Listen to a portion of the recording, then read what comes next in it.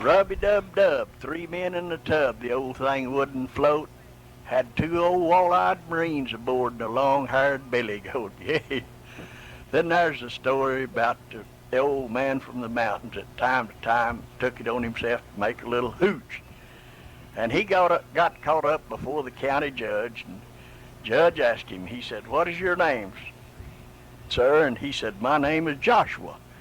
And he said, he being the kind of a man liked to have a little sport at the expense of other people, he asked the old mountain man, said, "Are you the Joshua that made the sun stand still?" And he said, "No, Your Honor, I'm the Joshua that made the moon shine." Yeah. Set him up in the next alley, Rufus. If you think this is bad, wait till you get back to Paducah. Then there was a time way back there during the Depression in the 30s that time was kind of lean and we didn't have much to do for excitement, and we got the crops all laid by and everything. We got a few extra hours there we could spend on our own, and me and Brother Bob and a bunch more neighbor boys thought we'd get a little excitement, have a little excitement. So we ventured over one night, moonlight night, to rob the neighbor's watermelon patch. And that gentleman had planted them watermelons in between that corn, and that old corn was already finished and dry. Them shucks was dry, but them watermelons was good. And we was up in there, about a half a dozen of us. We was just going here and yon, picking us some of them dandy red-meated Tom Watsons and what have you. And about that time we heard a noise, and here that old farmer come. Had that double-barrel shotgun in his hand, and he showered down on us. Them old thin overalls we had on, boy, wasn't much to stop. And we was trying to get over that fence, and he let us have it. And he made sure he didn't kill us. He didn't have no buckshot in there, but he had them old cartridges loaded with dried meat rind. And you talk about some old boys that was kind of pied there for a day or two. We were. Then there was another time we snuck off. We'd like to go swimming in them dirt tanks every once in a while, and wasn't much water up there in Cottle County. Them old rivers never hardly ever run. And we'd find us a dirt tank every once in a while. It had, it was muddy. It had them old water dogs in it. We'd have to get in there and throw them scamps up on the bank, and we'd just have a time. That mud about knee deep in there.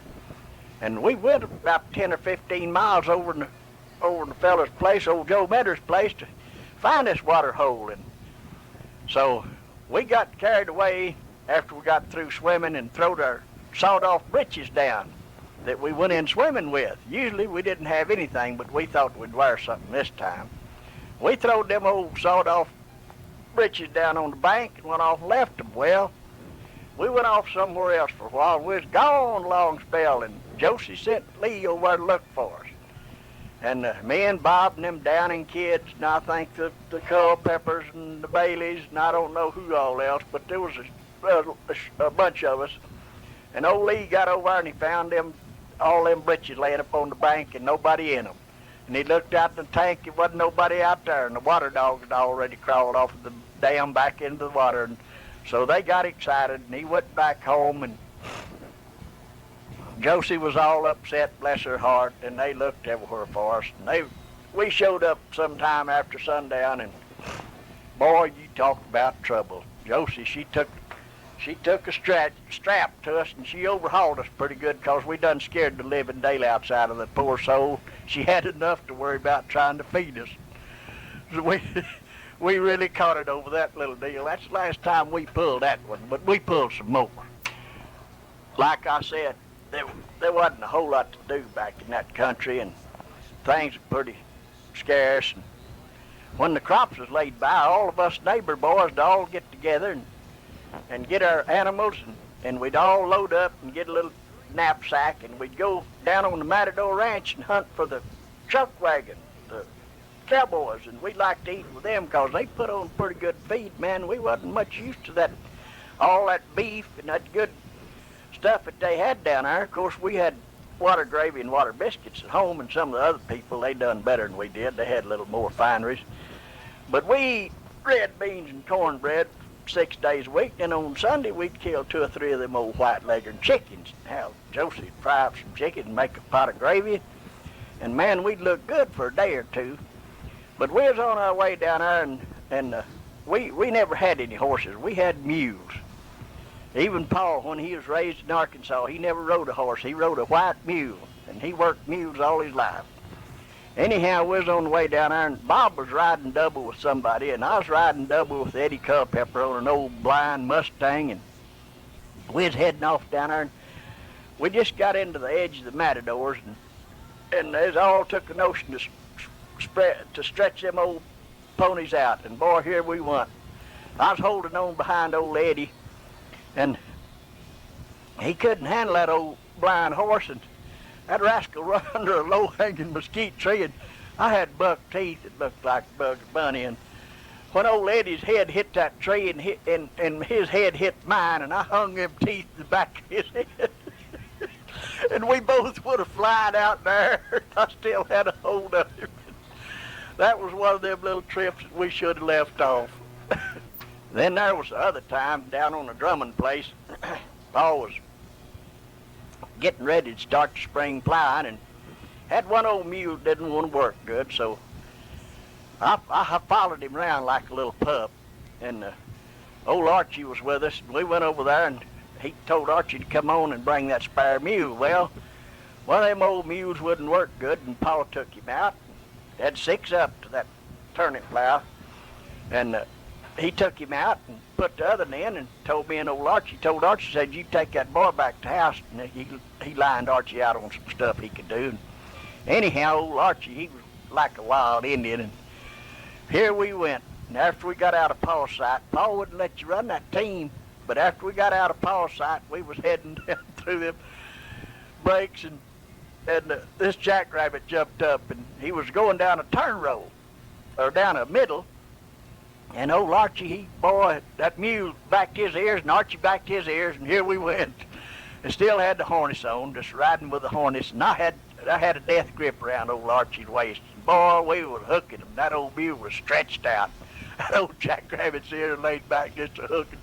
And about that time, that jackrabbit said, well, I need to do something. So he decided to take a quick, abrupt left turn. Well, the old mule, knowing he couldn't make that turn, he didn't know anything else to do, so he just set him down. Man, he sunk all 4 feet in that ground. and the harness went over his head, and me and old Archie went over his head, and I still had my arms around old Archie, and I had them buck teeth in the back of his head. That's the last time we chased a rabbit on that mule.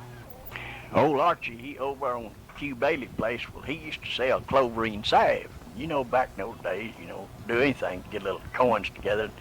So he ordered him some cloverine salve, and he peddled it, and it was wintertime. And he sent off and got him a little Stevens single-shot 22. And boy, he was proud of that thing. And one night, boy, or one morning, I guess, Paul got up, and snow was about knee-deep, and them old box houses, door casings, they had an open spot at the top. And that's where old Archie kept that Stevens single shot. His back is up over that front door. And Paul, he'd go out in his long handles and check the weather. And he started out that door, and that door was kind of swollen too. And he pulled on it pretty good. And that thing, about that time, it wouldn't come loose, and he shook the whole house. And that Stevens single shot fell off and hit him on top of the head, and he picked that gentleman up, went out that door, and he took her by the handle and throwed her out there in that snow. like to run old Archie off.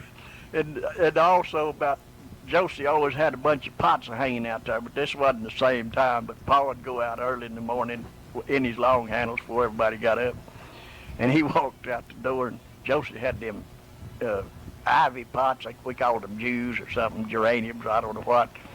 And they was hanging down a little because Paul was sick or something.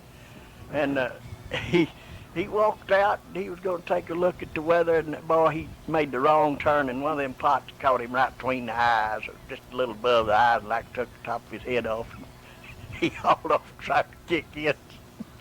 We always had a little something going on, back in those days, because like I said, times was kind of scarce and kind of skinny, and money was scarce. It wasn't any money. But we had to figure out something to do to entertain ourselves. Our folks weren't Christian people. We didn't go to church, so we had to do something. And there was always something going on. So the boys down there below the house on that Bailey place, well, they dug them a cave in the side of a bank there where the creek run down through there. Boy, we had that. They had Archie Lee done that, and they had her all closed up in the stovepipe going out of her. And man, had it all closed up where it's nice. You could get in there, and so me and Lee and Bob got in there, and heard old Archie coming. Lee said, "We're not gonna let him in," so he fixed the door where Archie couldn't get in. Well, back in those days, there was times when some of the folks around there made a lot of home brew, and old Archie, he went back up there and got him some of them home brew bottles, them old long necks, them old brown bottles, man. And he got him some home brew, and we had us a pretty good fire going in that dude. I think we'd swiped chicken or something. We was cooking something in there. Anyhow, Lee was cooking me and Bob something to eat.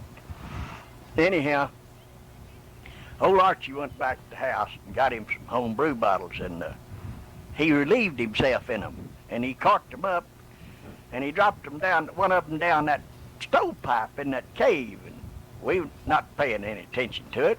It didn't take it long to get warm.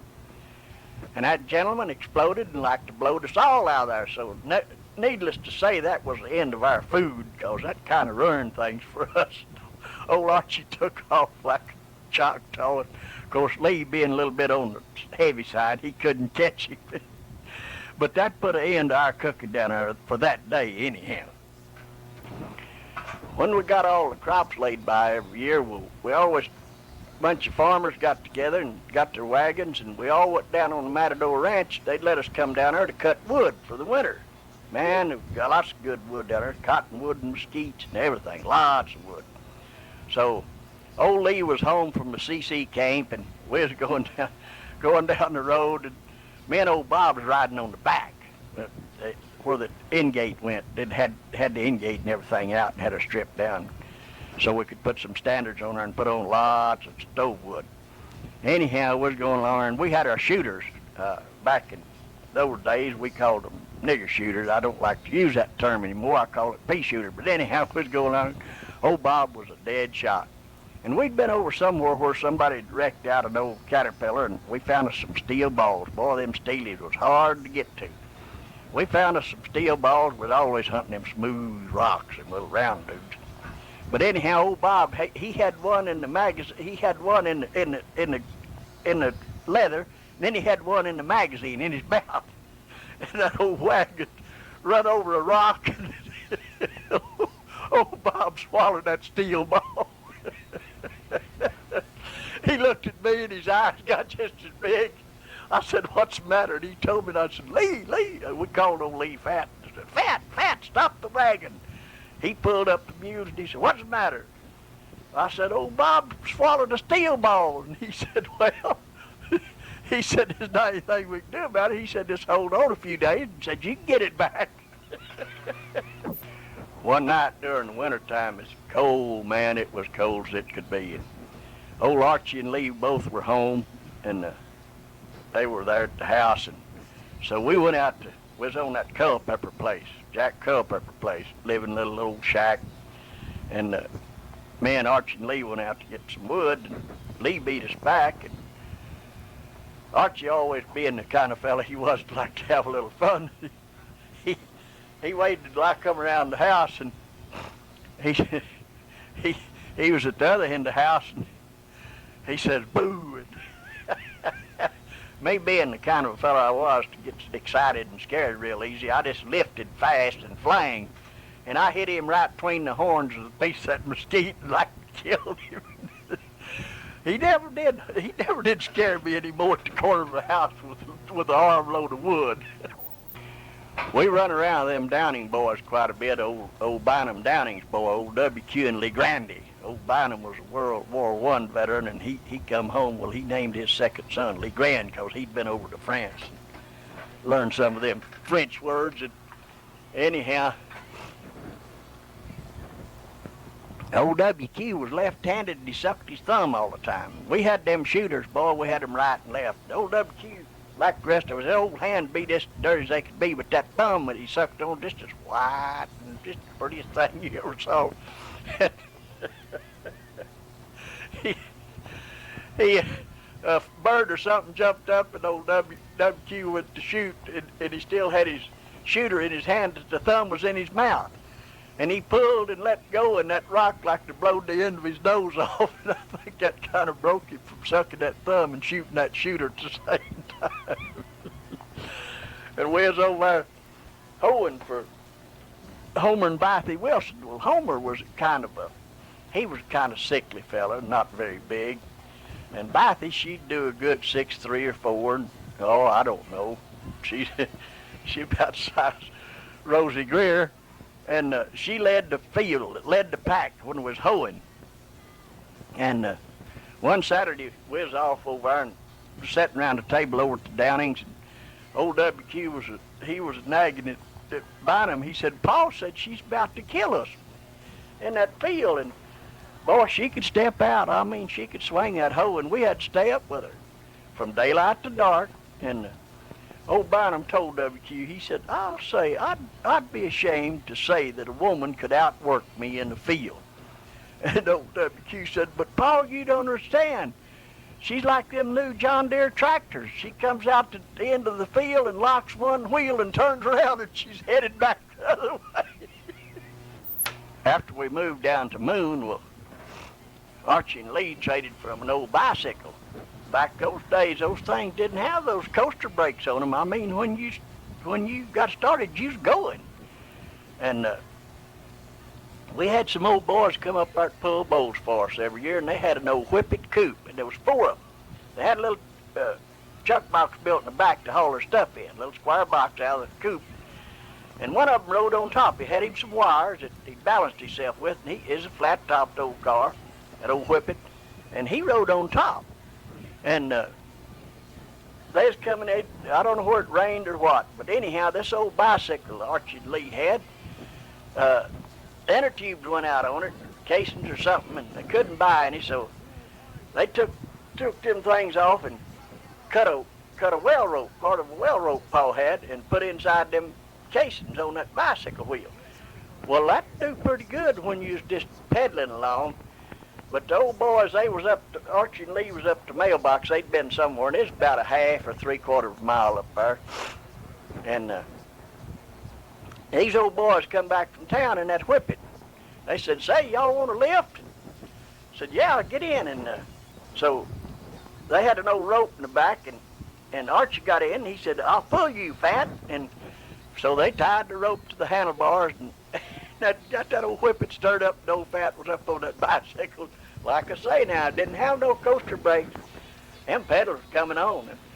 And got out there in a little spot where there's some ruts, kind of sandy ruts. You didn't have all that hard top to rove back and forth on. You had to stay in them ruts.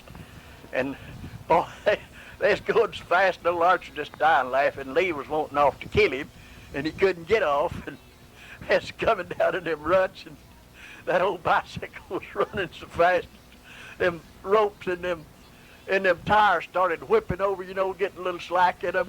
And old Lee told old Archie, he said, "If I ever get you home," he said, "you've had it." But anyhow, he pulled him on home, and he made it all right. And one day down there on that Drummond's place, Archie still had his old Stevens single-shot .22. And the tank was getting kind of low, and old Doc Williams and Archie and Lee and I don't know some of them other boys. I don't think the D4 twins was over there, but there's some more of them farm boys over there, and they had some .22 shorts, but they didn't have very many. They just had a few, and enough for each one to get a shot. Well, somebody had, the old tank was getting dry, and somebody had rolled an old truck tire down in there, an old wore-out truck tire, and them turtles would crawl up on that truck tire and sun. Well, the boys were on the dam there taking turns, and each one had one shot. Well, this was bad happening for Archie and his single-shot Stevens, because everybody had shot but Lee. Well, it was his turn, and he got that little old single-shot Stevens up there, and he was squanching his eyes and getting set on that turtle. And Archie thought he was taking too long. Archie slipped up behind him, stuck his finger in there, and pulled that trigger, and there went the last cartridge. And old Lee turned around and looked at Archie, and old Archie just died laughing. And Lee done just the same thing that Pa did. He took her by the handle and flung her out there in that mud in that tank.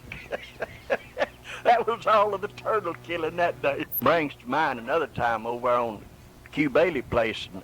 The Morrises lived across on the other side of the road over there, and then the Joneses lived up there, and the Hills, and other folks lived around. And so Archie and Lee and old Lee, and one of them Morris boys, I don't know which one it was, Cecil or somebody, they took last year's cotton sack and made them a humongous kite. I mean a gentleman, big one. And put a tail on it about as long as a freight train. And so they had the idea that man could fly. So this time it happened to old Archie, I believe. They got him up on the windmill with that kite. He got all set, and they had the lariat rope or something tied to a little old filly there, saddle horn on the little old filly there. And Archie told him he's ready to go, and I believe it's old Cecil Morris riding. I may be wrong, riding that little old filly, and he took off. Old Archie turned loose and jumped off that windmill tower, and poor old thing, the old kite didn't make it. He went straight to the ground. They gathered him up like they killed him, but anyhow, that was all right. And this brings to mind another time, old Archie's wife, Myrtle, he married up at Fielton. They lived up there on the farm with her dad. Old Archie always did like airplanes, and anything that fly, he sure did take a hankering to it. So they had a prairie dog field out there, town you call them, prairie dog town, out there on the farm where you don't raise any, you can't cultivate it, because them old prairie dogs, they just everywhere got them holes dug, and they had it fenced off. And old Archie had an old 30, I believe a 33 Chevrolet sedan. And that's quite an automobile. And he had a little old small farm haul tractor. And when old Archie got ready to tighten rods in that Chevrolet, instead of, crawling under it like most folks, he'd drain her and take that tractor and hook onto it. Had a great big old hook. And he'd take that tractor and hook onto it and just flip her over on her side where he could look right straight into that thing, and he'd take that pan off, tighten them rods, and then he'd pull her back over the other way. But anyhow, like I said, Archie liked to fly. And up there when they got the crops laid by, and that's usually when things took place, when they got the crops laid by. But he got his crops laid by, and he decided he'd build him a glider. And Mert, being she's a little chubby thing, laughed. She got tickled a whole lot. She laughed at Archie. But anyhow, he made this glider, got it out there in that prairie dog town, and got the well rope again with the hook. That well rope, that hook sure did come in handy. Like to been the death of a lot of people. But anyhow, he had him a ring in the nose of that thing underneath there, and he put that hook in there and tied that well rope to the back bumper. He told her, said, now, Mert, or honey, whatever he called her, he said, you take off. And he said, you get up good speed. He said, shower down on it. And he said, when I get airborne, when you see me leave the ground, he said, you set the brakes on that thing. And he said, I'll just cruise right over you, and that hook will come out of that ring, and I'll glide. Well, I don't believe I have to tell the rest of the story, but I'm going to do it anyhow. Mert done just like Archie told him. Archie told her, and he got airborne all right, and she set the brakes down on that old Chevrolet, and Archie, he did go over, but the hook didn't come out. Scared all the prairie dogs like to kill old Archie. Boy, I'll tell you what, that's all of the glider. Another time down there at Boone, Paul had traded for him a pair of the prettiest pair of little red mules with white noses, match pair, red and jack. And like I said before about me and Archie riding that mule, Paul didn't like for you to chouse them animals. Well, he'd gone to town to take a bale of cotton. And old Archie had been back on the back side of the pasture for something in the wagon, and he thought he'd stretch them mules out coming home. Well, boy, he let them have it, and their little old Red and Jack had them ears laid back, and they was moving on. And he got into the house there. He decided, well, he'd tighten them spokes up a little, and he just drove down in that tank and let him sit there a little bit. He didn't know that GA was sitting up there watching all this. Anyhow, Paul didn't believe in using the razor strop. He told Josie, he said, don't use my razor strop on them boys, said it'll ruin it. But on the back of the screened-in porch, there was always a piece of a quarter-inch check line hanging there, all about 3 feet long, on a nail. And that was the tube that you straighten people out with. And I don't know where he got it or what he got, but I do know that he worked old Tay-Tay over for jousting them little old reds, because he didn't like anybody to do his team that way. But old Archie, having a little of that Indian blood in him, he sure liked to try him out every once in a while. Another time over at that Moon School, old superintendent over there, he, in them little old schools, you didn't have, I think we had 2 teachers, 2 rooms, and everybody was in them 2 rooms. And when it rained, he'd put his goats in the auditorium. He raised a few goats on the side. Had an old blue serge suit that he'd wore so long as just slick. And old Archie and Doc Williams, they'd fling him in the back with them old racers. He'd take off after them and they'd run. And on our drinking water system, there was a tower, but it was gravity fed and had a little old trough down there where you could turn a little valve, and the water would come in and you could get you a drink. Anyhow, old Arch and Doc Williams had a stove poker somehow or other. I don't know how they got a hold of it. We always burned coal or wood, whatever we had, to heat the buildings. Old, Simpson, I guess that was his name, he took in after them, and they run up that water tower. Got up on top, and they still had that stove poker. He chased them up there, and when he got up top, he started to go up that top rung. Well, they was whipping him off. He finally gave up on that. And I don't remember exactly what the outcome of that was, but it wasn't good. And come up on another time over there when it had rained, and we had the goats in the auditorium. And this, you'd have to bear in mind, this was my first year in school. And there I was down there amongst all them heathens, and I was scared to death. Boy, they was just always doing everything for excitement, and I didn't know what to do. I just sat back and watched. But he had an old 28 Cracker Box Chevrolet, I believe it was, and it was wet and muddy, and the old thing wouldn't start. And he got all the boys out there to push him. Well, again, Arch and Doc and Fat and some of them others, as they was pushing mud up the tailpipe. Well, the old thing wouldn't start. They finally got her going. When that old thing fired off, boy, there was about 4 pounds of mud come out that thing. Looked like a howitzer. It blowed mud everywhere. But that old man, he had a time with them boys down there because they dealt him misery. He was always calling Doc's dad and a bunch of others up there to try to do something with him. But the times was different then. We had a lot of fun. My mind goes back to the Culpeper place. Old Cactus back in the lean times there, he and old Senator Raymond Wall went off selling magazines for Curtis Publishing Company. We lived over on the old Culpeper place. And when Cactus come in, back then, like I said before, there wasn't any money, so when they'd sell magazines, they'd take anything in for trade. They'd take chickens, eggs, old batteries, radiators, anything. And one weekend, old Cactus came home, and he had a pair of does and one old buck.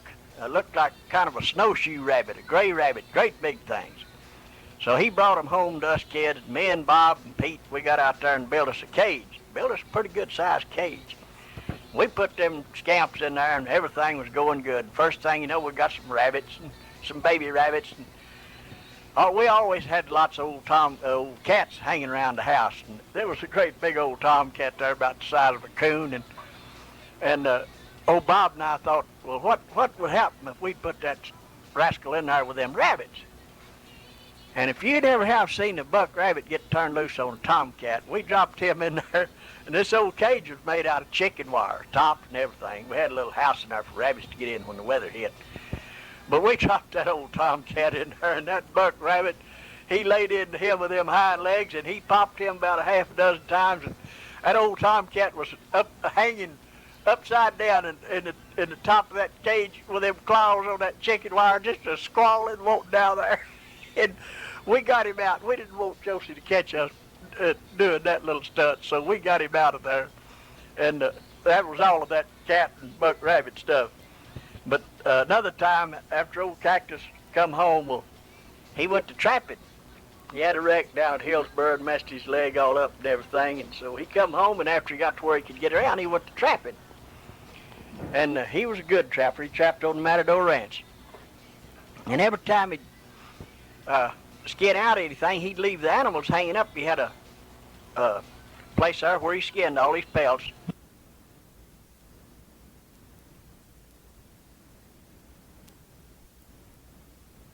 Skinned out, that old musk bag will fill up again, and it just swells up, looks like a turkey egg. And like I said, old Bob, he was a real shot with that shooter. And I walked up there one day, had my shooter in my hand, and I was standing up there eyeballing that skunk's musk bag, and that thing was just swelled just as tight as a drum, and I was examining it like any good man would, any good boy should, trying to learn more about nature. And about that time, thunk, and old Bob took me from the rear. He hit that musk bag, and that thing just drained down all over me. Well, he broke and run, and I took in after him.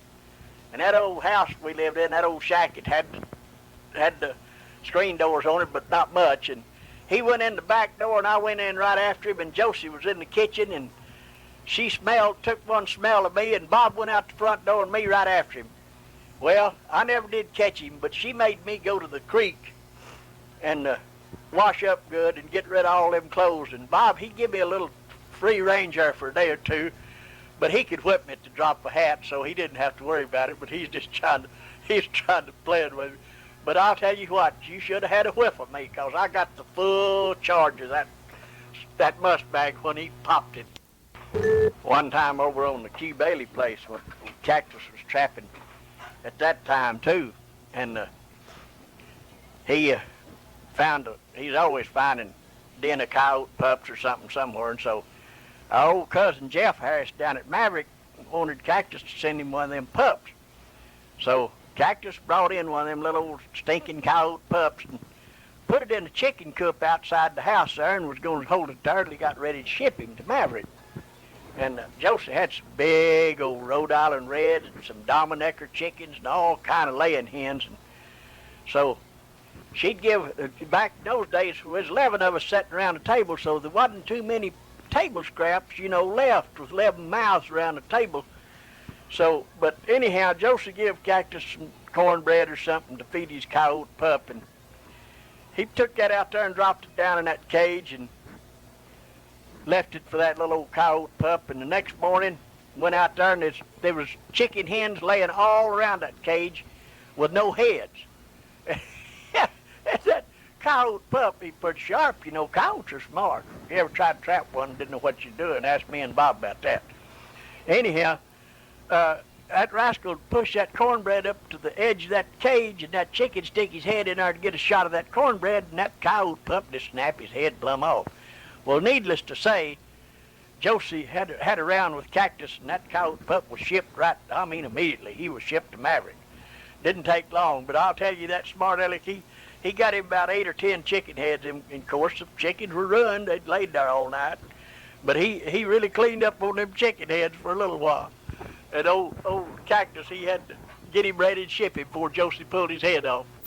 Another time, old Bob and I got us some white rats somewhere. Them pretty white things with them big old pink eyes. And we got to talking to some kids at school or something. Somebody wanted to give us some white rabbits. So we talked Pa into it, and he got us in the wagon. We went over there where it was, and got 2 of them white rabbits and brought them back. And we told him we was going to fix a cage for him, so he went on about his business. And we went out to the shop there, and we got our stuff together, and we built us a cage, and we put the white rats and rabbits all in the same cage. And that was a mistake. We didn't know it. And it's kind of like them chickens. Next morning we went out there, and them white rats, they liked them pink eyes and them rabbits, and they just ate them things plumb out. Sure enough, we got us 2 dead rabbits. So we learned a little little something about mixing rats and rabbits together there. One time back there in the middle 30s when President Roosevelt let a lot of poor farmers, sharecroppers and what have you, poor people have a team and everything and some plow tools to try to make a crop with. Well, Homer was working for old Jack Culpepper on that old Culpepper place, and we had about 40 acres of just rocks and hill that he'd let us farm if we could farm it. So Hoot went up there and made a deal to get us a span of mules and a single row outfit on that Roosevelt deal, and he brought them back there, and he'd line us out and tell us what to do. Then he'd go on and drive a tractor for Jack Culpepper, and me and Bob would do that work there. Well, anyhow, we got that all lined out and got our crops laid by, and here goes that laying by crops again. But we wanted to go somewhere, and we wanted to ride the mules. Well, we had one old horse mule, an old black mule. He didn't care whether the sun come up or not, as long as he got something to eat. And he just lagged behind. And we had an old mare mule that was skinny and high backbone, and she was high-spirited, man. She'd always foot ahead of him when he was pulling plow or go devil or anything. Anyhow, her old collar hadn't been fitting good, and she got some worms in her shoulder. And man, it's a bad spot. Old Hoot went and got some stuff in town to doctor him with, and it's that pink screwworm medicine. So he told us we could ride them mules, but he said, I want you to doctor them worms on that mare mule first, on old Minnie and Elmer. And he said, I want you to doctor them worms on that mule before you go anywhere. So we was out in the lot, and he went on about his business, and Bob crawled up on her. And I said, say, you gonna stay on there while I doctor this thing? And he said, yeah, I'm on here. I'm gonna stay. Well, that scab had come loose. This is kind of, I hope y'all are not eating or anything. This is a little, it's a little fuzzy. That scab was kind of loose, so I got a corn cob and raised that scab up, and I shot that pink worm medicine in there, and boy, she come unraveled. And old Minnie always did try to drag you off when you try to go out the gate. She'd run up and down the corral there, and you'd have to raise one leg up, then she'd turn and come back the other way. But boy, old Bob had to do some riding to stay on her. She liked to dump him out of there after I poured that worm medicine on her. She didn't like that. I'll tell you what, she come unraveled. But he stayed aboard, and we got to go where we was going. Get back to old Bynum Downing, the Downing family. One time old Bynum, he's pretty bad on Saturdays. He walked 6 miles to Paducah and worked all day long on WPA and then walked home. And he finally got him enough laid aside to buy him a little Chevrolet Roadster. Little thing with a little rumble seat in it and everything, but he had more kids than you could get in there. But anyhow, old Bynum, he stayed a little late in Paducah and got a hold of him some homebrew or something, and he come in and he was really swinging high, and he was telling us some tall tales. He said one time when he was a boy, said he was in the bedroom of their old farm home, and said he's down on his knees prowling around, and said he looked under the bed, and he said, look yonder. He said, goody, I found some of Grandma's rosin. Goody, I found some of Grandma's rosin. Said he reached down there and got it and put it in his mouth and took about 2 chaws. He said, I'm going to kill that cat in the morning. I'm going to kill that cat in the morning. One time over there on the Culpepper place, old Lee had come home from the CC camp, and he got a job over behind the Downings, over behind Halls or somewhere doing a little farm work, and he was walking home one day, and I'd come home from school, and I was barefooted and had on my overalls and no shirt. And, I went in there and old wood cook stove in that warming closet, and I got me some of them biscuits that Josie made so good, and I punched me a hole in them. Instead of pouring syrup in them, I filled them full of cold gravy. And I had them things stuffed in my bill there, and I was so skinny and obknuckly and slim that when I was going down across the pasture to go get the cows, and I met old Lee. And old Lee looked at me, and he grabbed me by the arm and says, what you got in thy bosom? Well, he reached in there, and he got one of my biscuits, and he thought that was going to be full of that sorghum or something. And he took one bite of it, and boy, that's all he wanted. He give me back my gravy and biscuit. He thought he was going to get some lassa. Back there in the mid-30s, after we moved into town from the farm, well, that's when Pa and Josie separated. That's 1934. He brought us in, got us all set up, and he took off. And Of course, he didn't leave her stranded. There's some grown boys there and everything. But anyhow, we had an old Durant, an old spoked wheel Durant, and we'd been out, Homer was driving. We'd been out to Valley View pulling bowls. And old Hoot, he always did like to kind of kick it up a little, you know, drive them a little. And we'd started back to town and coming into Paducah there from Valley View. And here come that old QA&P, that old train coming from Matador headed toward Paducah. QA&P, quit arguing and push. And anyhow, that thing, it was getting up close to us and it was going to pass us. We was running right along there on the highway right beside it. And old Hoot, he's going to see if he could stay up with him. And boy, he showered down on that old Durant.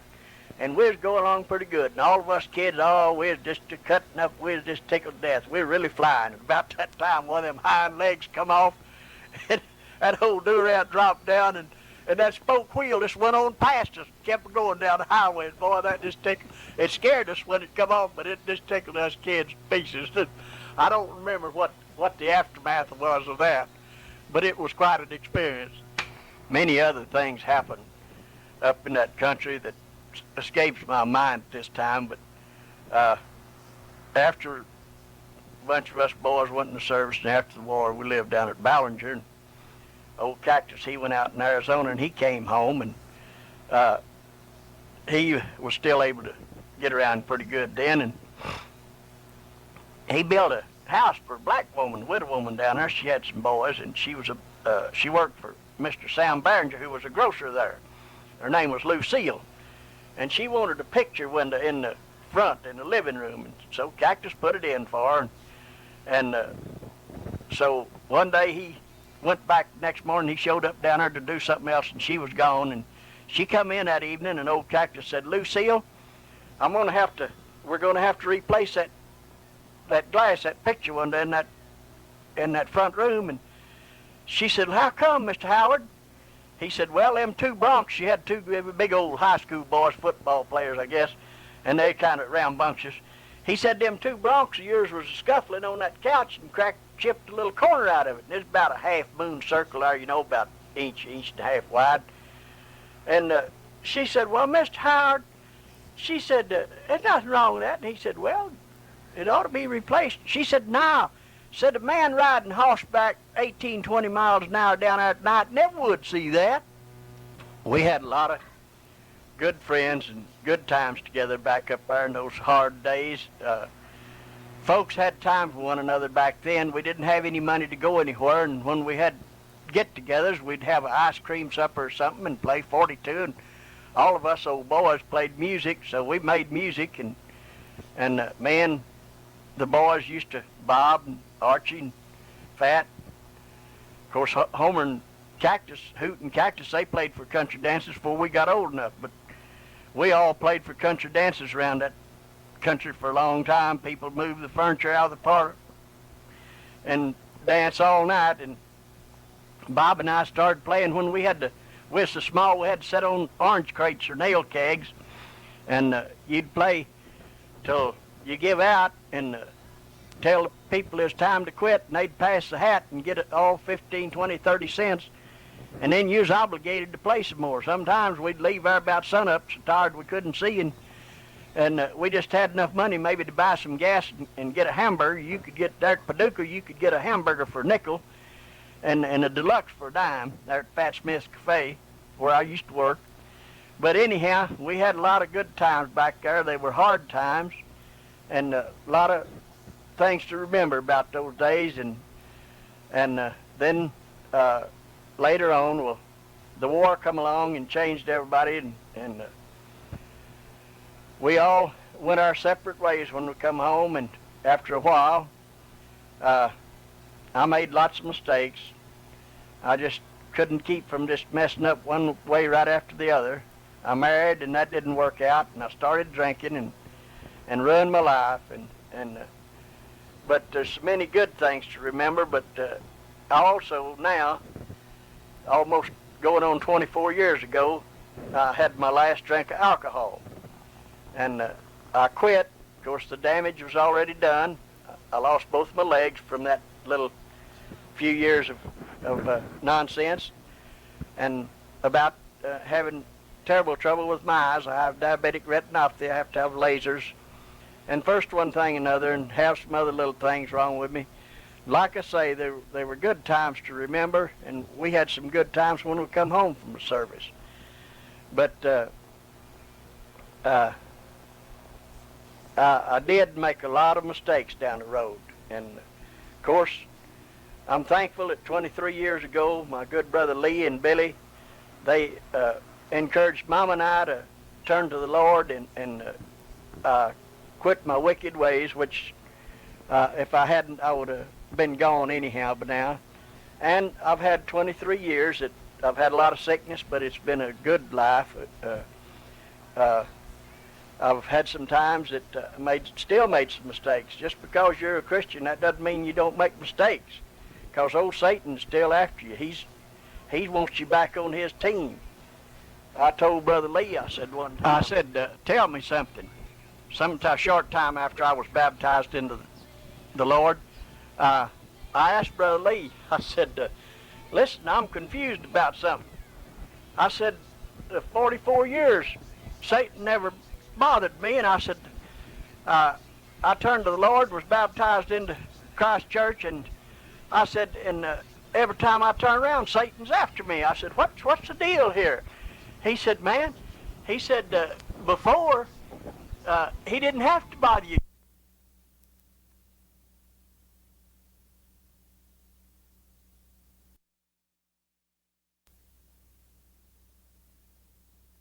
Man, he said, before, he didn't have to bother you. You were on his team, but now that you're gone, he's trying to get you back, and that's the truth. I hope you'll bear with me here just a moment. Old Bob Black, who I buddied with a long time, and Bob and I did, he moved up to Maine, and he'd write to me once in a while, and he sent me a poem.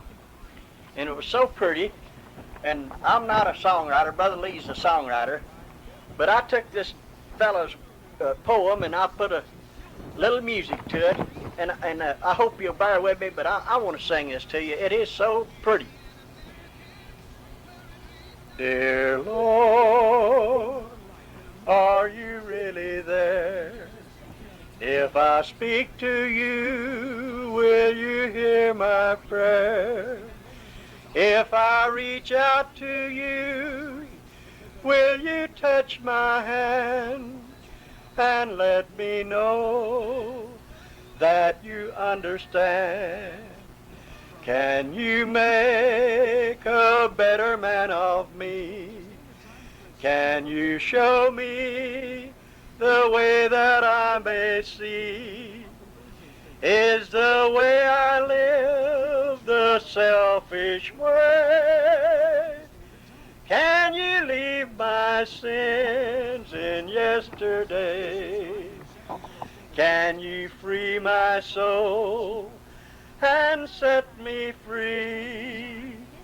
Can you, dear Lord, do this for me?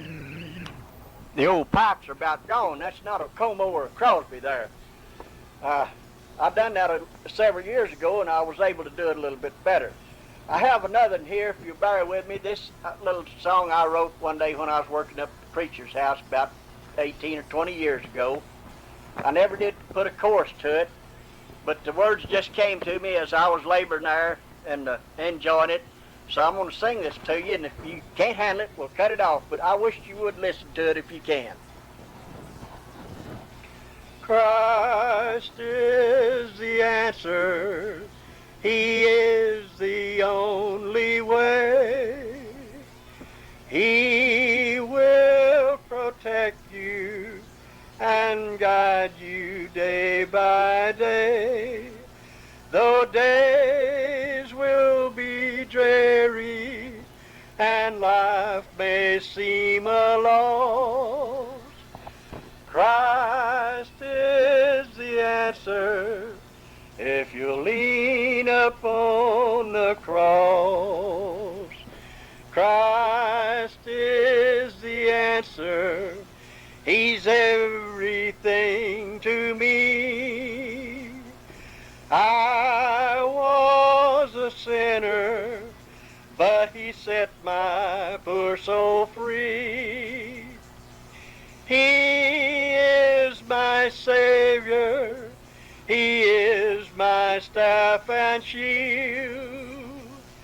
Christ is the answer, and I know that he is real. Christ is the answer, he died for you and I. Someday we'll meet him when he comes down from the sky. Let us plan to be ready. Let's all go tell our friends. Christ is the answer. He'll be with us through the end. I hope that wasn't too hard on your ear pans. Brother Lee has written so many beautiful hymns, and I wish I had the talent that he has. He's just written so many that are just wonderful, and he never has got any of them published. I wish he would. While I'm chattering here, I know that maybe y'all think that I haven't been the kind of person I ought to. I haven't come around when you're having get-togethers, but I want you to realize one thing. The alcohol took its toll on me, and it's got so many bad memories that I can talk to anybody about anything when they're sober. But when anybody's drinking, I don't have the strength that I need to talk to them because it's just something I'm lacking. I can't do it.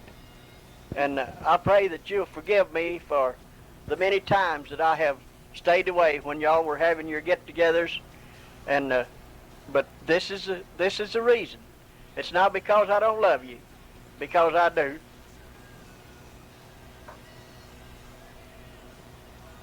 But I wanted you to know before my time ends on this earth, and I wanted you to know how I feel. And like I said, the alcohol has caused me so much problems. My health and my life. It's caused me to be separated from my children. It's caused me so much misery. And it's caused me to spend some time behind bars and many other things. And I've been hard on my family. My brothers and sisters have had to bail me out and do this, that for me because of the alcohol. And I want you to understand that this is the reason that I can't come around where there's drinking and using the Lord's name in vain. It's not that I think I'm better than you are. It's just that I'm just weak in that area, and I can't handle it. I wish I could, but it's something that I just have to deal with and hope that you'll understand. And I hope and pray that there'll be times when we can be together and enjoy one another and before our life is over on this earth, because we never know. Life is so uncertain. When you play this, I may not be here. Or when some of your family plays it, maybe one of you won't be there, because life is so uncertain. It may come at any moment. So I wanted you to know before it's too late, I wanted you to know that these are the reasons why I stay away when y'all are getting together and there's drinking. That the fact that I'm just so weak I cannot handle that, because alcohol is a stumbling block to me. It has really caused me lots of problems. And please understand me, and I do want you to know that I love you. And I miss being with you. I miss it a lot. But when I quit my wicked ways and turned to the Lord, I found a new life, and that's what I dearly enjoy. And pray that someday that you will too. if I knew how to encourage you, I would certainly do it, because eternity is a long time, and once we're gone, well, our fate is sealed. That's all of it, and we can't make any changes after that last breath is taken. And I hope that you can understand the way I feel, and like I said, I'm weak in that area, and I just can't tolerate being around anybody that's drinking. Like I said, I wish I knew how to deal with it, but I don't. And I've made a lot of people unhappy over this, but I have to do what I can,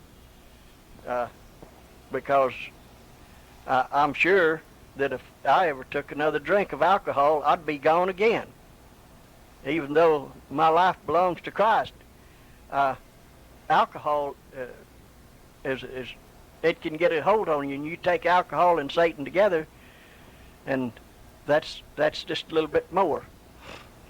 But anyhow, please understand me, and I hope that these things that I've talked about back in the old days, I hope they bring joy to your hearts, and you can laugh about them, and tell others maybe about the times we had. Like I said, there are so many things that I can't remember. You know, the old cranium, after it gets old and it's got as much stuff run through it as mine has, well, your memory's not so good anymore. I know. Mama will tell me something, a day or two later, she said, "Don't you remember me tell you that?" And I said, "No, you never have mentioned that to me before." And she gave me a look out of the corner of her eye, and I do likewise. I tell her something, well, she said, "No, you didn't tell me." Well, I said, "Yeah." But that's what happens to us when we start having those birthdays and other little things, you know.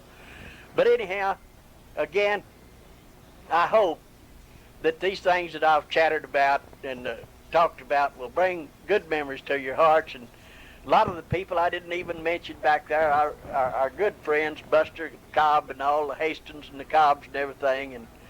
And Lee and I was out in Carlsbad a year or two ago, and we visited with Buster and Johnny. Of course, when I was in the insurance industry and I was in Carlsbad, I visited with them quite often. But Lee and I were out there, and we got to talking about the things. Old Buster, I'll tell you, he was another one that worked all week on the WPA, and then he set up all day Sunday and cut everybody's hair. They'd sit on a nail keg, and he'd cut hair with them old hand clippers all day long, all day Sunday, and just grin and keep it going. He just never did give out. But there's so many of the good people up there that I didn't mention, or couldn't bring to mind, and so many other good times that we had, and old Sal Walker and Hubert and all of them, and Pete Walker, the Baileys, Lenore and Q and Claudia and Kelly and Chester, and for the many other people that I couldn't bring to mind, and there's many tales that could be told.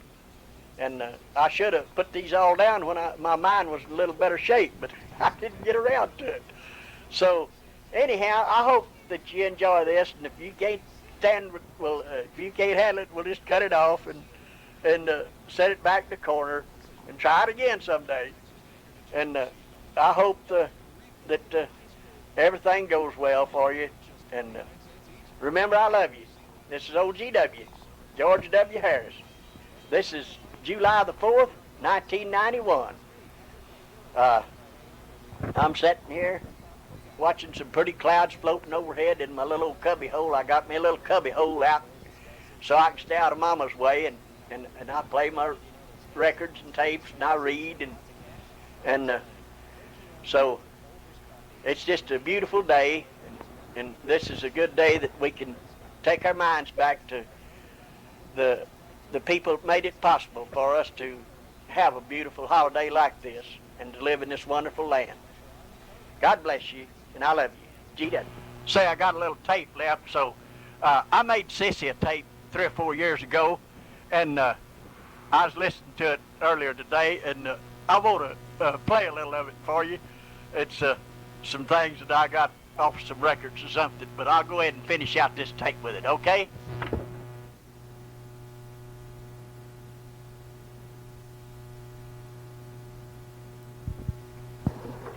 Hello, this is GW. I goofed up on the first part of this tape, had some noise on it, so I'm dubbing some more noise on top of that first noise so that to get rid of that noise, and I hope that this doesn't confuse you. I'm gone. Well, I didn't go far enough. I have to go a little further, and maybe by this time, that tape will go far enough to get rid of that first noise that I intended to put that top noise on top of. I'll see you.